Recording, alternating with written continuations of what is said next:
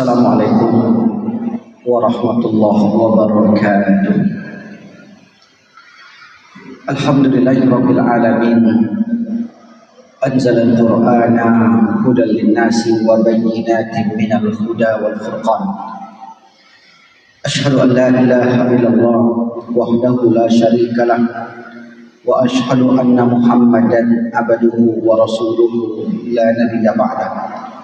Allahumma salli wa sallim ala habibina Muhammadin sallallahu alaihi wasallam. Kaum muslimin dan muslimat, hadirin hadirat yang dimuliakan Allah Subhanahu wa taala. Bersyukur kita kepada Allah dan mengucapkan alhamdulillah. Pada siang ini kita dapat kembali mengerjakan fardu zuhur berjamaah. Yang sebelum itu kita akan mengadakan kajian rutinan. Kisah yang akan kita ceritakan pada siang ini yaitu Ashabul Qaryah, yaitu suatu negeri, suatu penduduk yang menolak utusan Rasulullah Subhanahu wa taala.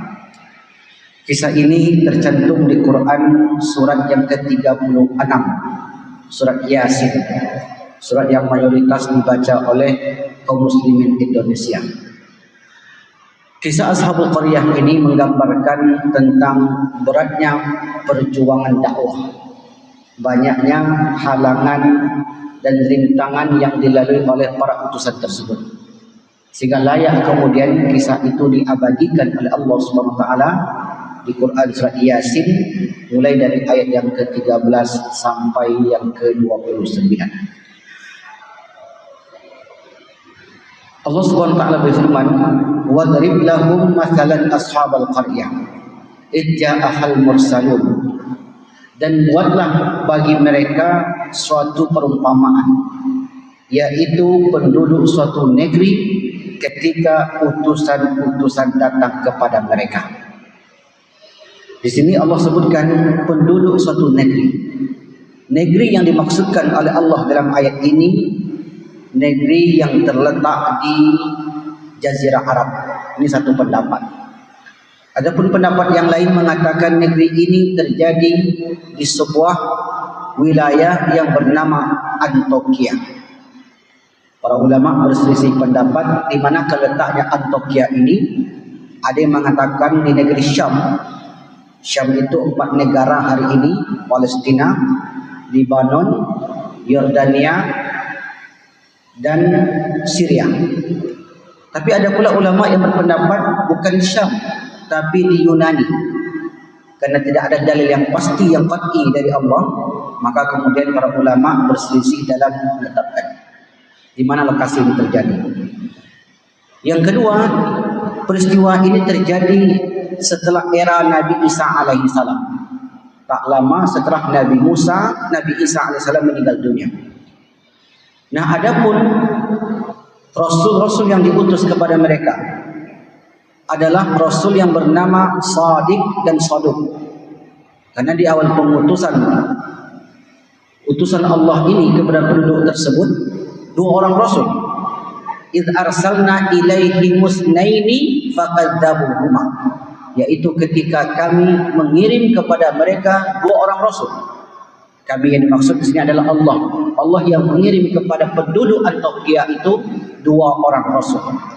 Siapa nama rasulnya? Shadiq dan Saduq, menurut Imam Ibnu Katsir.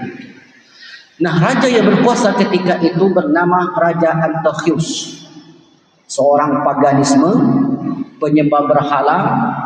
Siapa saja yang tidak menjadikannya sebagai Tuhan atau tidak menyembah Tuhannya, maka mereka akan dibunuh. Begitulah kejamnya Antiochus. Lalu kemudian melihat negeri yang sudah jauh daripada tauhid ini, negeri yang sudah jatuh dalam kesyirikan, Allah Subhanahu wa taala tidak membiarkan suatu negeri tanpa ada rasul, tanpa ada utusan. Maka kemudian di antara pengikut Nabi Isa alaihissalam yang bernama Shadiq dan Saduq datang ke negeri ini untuk mengingatkan pemimpin dan rakyatnya. Sesampai mereka di sana, Bukan justru dakwah itu diterima, justru ajaran-ajaran yang dibawa oleh para nabi dan rasul ini ditolak dengan keras. Dalam riwayat Imam Ibnu Katsir At-Tabari disebutkan bahwasanya para nabi dan rasul ini ditangkap lalu dimasukkan penjara dan meninggal dalam penjara. Artinya Raja Antiochus dan penduduk Antioquia tidak ingin negerinya itu bertauhid, tidak ingin penduduknya itu menyembah Allah Subhanahu wa taala. Maka mereka sangat geram apabila ada orang-orang yang datang ke negerinya untuk mengajak beriman kepada Allah Subhanahu wa taala. Inilah tantangan seorang dai hari ini, tidak mudah untuk mengajak masyarakat beriman kepada Allah Subhanahu wa taala. Ada yang sudah beriman tapi kemudian masih lagi terjatuh dalam perbuatan syirik. Memang syiriknya bukanlah menyembah berhala, bukanlah menjadikan patung-patung itu sebagai Tuhan mereka, tidak. Tetapi kesyirikan itu berupa kepercayaan kepada sesuatu yang dapat mendatangkan tempatan gaib. Maka ini sesungguhnya sama, dakwahnya itu sama, yaitu mengajak kepada tauhid, beriman kepada Allah Subhanahu wa taala semata. Lalu kemudian idz arsalna ilaihi musnaini, kami kirimlah kepada mereka 2 orang rasul. Rasul ini dalam tafsir disebutkan bernama Shadiq dan Shadiq. Fakadzabuhuma, lalu rasul ini mereka dustakan. Mereka katakan, Anda itu sama seperti kami. Anda manusia, kami manusia. Maka kalau Anda manusia, untuk apa Anda berdakwah negeri kami ini? Maka karena nafsu dan utusan Allah ini manusia, akhirnya kemudian penduduk negeri Antioquia menolak dan mendustakan ajaran 2 orang rasul ini. Fa'azzazna bi thalithin faqalu inna ilaikum mursalun. Lalu Allah kuatkan dengan rasul yang ketiga, dan ternyata tak cukup 2 rasul, Allah tambah 1 lagi, bertambah 1 nabi lagi. Dalam riwayat disebutkan nabi ini bernama Syalum, masih daripada pengikut Nabi Isa alaihissalam. Fa'azazna bi thalithin faqalu inna ilaikum mursalun. Kata Syalum, wahai penduduk Antioquia, sesungguhnya saya ini adalah rasul, sama seperti rasul-rasul yang diutus sebelum ini. Qalu, lalu penduduk Antioquia itu menjawab, ma antum illa basyarum misluna. Kau Syalum, sama kau tu dengan kami, kau manusia. Ngapain kamu mengajak kami untuk beriman? Mengapa kamu memaksa kami untuk meninggalkan sesembahan-sembahan kami ini? Kau itu sama dengan kami, kau manusia, kami manusia. Kau mati, kami mati. Kau makan, aku makan. Kenapa engkau mengajak kami? Akhirnya rasul yang kedua ini pun tetap ditolak oleh penduduk Antioquia. Hadirin hadirat yang dimuliakan Allah Subhanahu wa taala. Di sini penduduk Antioquia sudah lupa apabila ada satu negeri dikirim kepada mereka seorang rasul saja, maka rasul itu cukup membawa keberkahan bagi hidup mereka. Tapi begitulah Bani Israel. Karena penduduk ini masih tergolong pada Bani Israel, mereka tidak menerima ajakan para nabi dan rasul Allah Subhanahu wa taala. Lalu kemudian, wa ma anzala rahmanu min syai'in in antum illa takdzibun. Maka kemudian kata mereka, kamu tidak lain hanyalah manusia seperti kami, dan Allah Maha Pemurah tidak menurunkan sesuatu pun, kamu tidak lain hanyalah pendusta belaka. Inilah yang selalu dihadapi oleh para utusan Allah sepanjang zaman.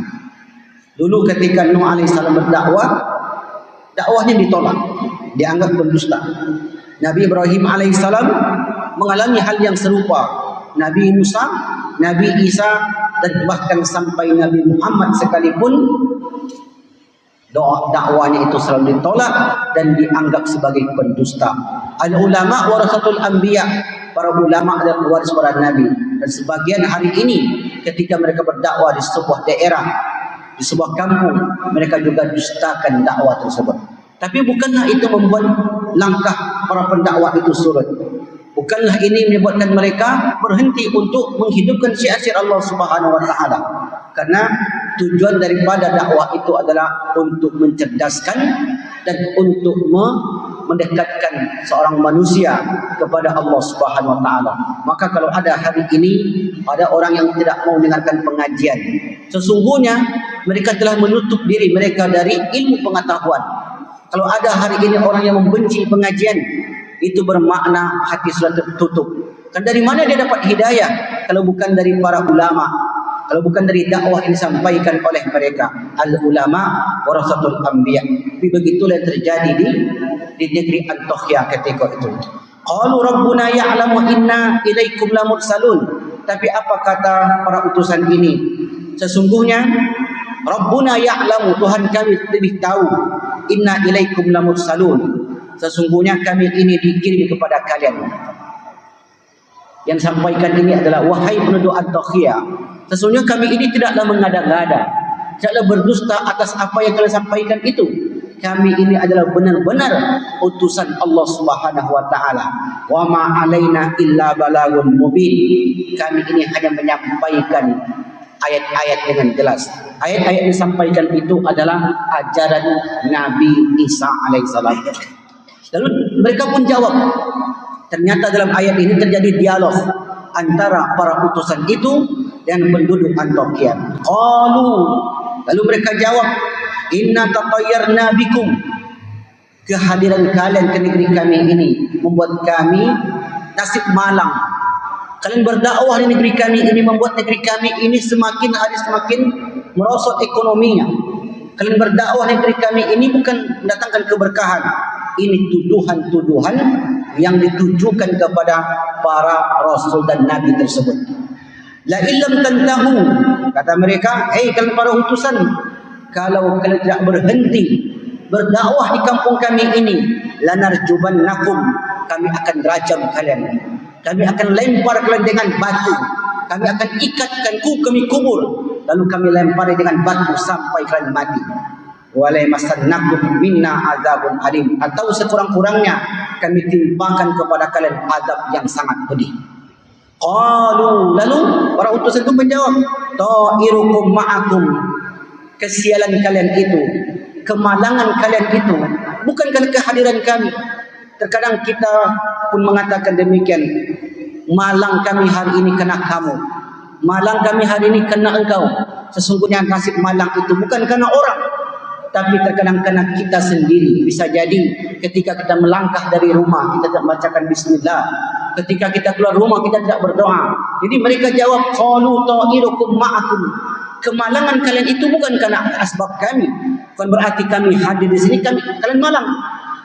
A'in dzukirtum bal antum kaum musrifun. A'in dzukirtum, sungguh kalian itu ketika diingatkan, bal antum kaum musrifun, kalian itu kaum yang melampaui batas. Di sini para utusan itu sudah mulai mengarah kepada perbuatan-perbuatan penduduk negeri. Artinya apa Bapak Ibu yang dimuliakan Allah Subhanahu wa taala? Suatu negeri itu malang bukan karena banyak ulamanya, bukan karena banyak dakwahnya. Suatu negeri itu malang karena banyak dosa-dosa yang dilakukan suatu negeri itu. Makanya Allah katakan, kalaulah satu negeri itu, walau anna alal qura amanu, kalaulah satu negeri itu beriman, bertakwa kepada Allah SWT, la fatahna alaihim barakatim minas sama, kami bukakan kepada mereka keberkahan kami dari langit. Kalau mereka beriman dan bertakwa. Tapi tampaknya banyak yang beriman dan bertakwa, tapi keadaan negeri semakin hari semakin payah. Berarti di satu sisi hanya gambaran luarnya saja yang banyak bertakwa. Di balik itu juga banyak perbuatan-perbuatan dosa yang dilakukan oleh penduduk negeri itu. Karena Allah sudah katakan, kalau kalian beriman, la fatahna, pasti kami bukakan keberkahan kami dari langit dan dari bumi. Maka begitulah ucapan mereka, bal antum qaum musrifun, sesungguhnya kalian itu adalah orang-orang yang melampaui batas. Wa jaa min aqsal madinati rajulun, lalu kemudian ada seorang laki-laki dari sudut kota. Laki-laki ini bernama Habib An-Najjar.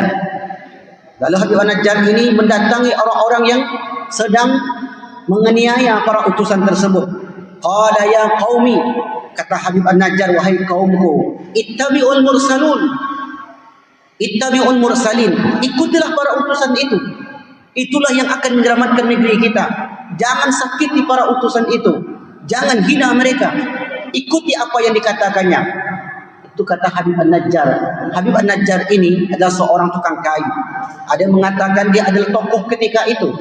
Dan dia mengingatkan penduduk Antokia, kalau satu negeri itu diutus seorang nabi, maka nabi itu akan membawa keberkahan. Tapi kalau satu negeri diutus nabi-nabi itu diazab, disiksa, maka Allah akan timpakan bencana ke negeri tersebut. Tetapi penduduk Antokia itu, Bapak Ibu, tak peduli. Tak peduli dengan dakwah, tak peduli dengan agama. Mereka mengikuti hawa nafsu mereka. Ketika itu mereka tantang, kalau memang ada azab, turunkan azab. Begitulah ciri-ciri satu masyarakat yang sombong dan congkak terhadap dakwah. Tapi kemudian kata Habib An-Najjar, ittabi'u, ikutilah mereka. Ma la yas'alukum ajra wa hum muhtadun, yang tidak minta upah kepada kalian dan mereka itu diberikan petunjuk. Wa ma liya la a'budul ladzi fatarani wa ilaihi turja'un, aku tidak menyembah kecuali yang menciptakan langit dan kepadanya manusia akan dikembalikan. Tapi apa yang terjadi, Bapak Ibu yang dimuliakan Allah SWT, penduduk negeri itu tak peduli. Hati mereka sudah tertutup, iman mereka sudah hilang dari dada-dada mereka. Padahal dahulunya penduduk Antokia ini, negeri Syam ini, negeri yang beriman kepada Allah SWT.